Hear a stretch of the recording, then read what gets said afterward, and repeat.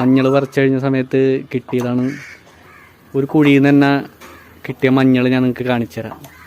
എന്തോരം മഞ്ഞളാണ് കിട്ടിയേക്കണത്. ഈ കുഴിയിൽ നിന്നാണ് മഞ്ഞൾ കിട്ടിയേക്കണത്. മഞ്ഞൾ കിട്ടിയത് ചേച്ചിതേ കട്ട് ചെയ്തുകൊണ്ടിരിക്കുകയാണ്, അത് പൊടിപ്പിക്കാനായിട്ട്.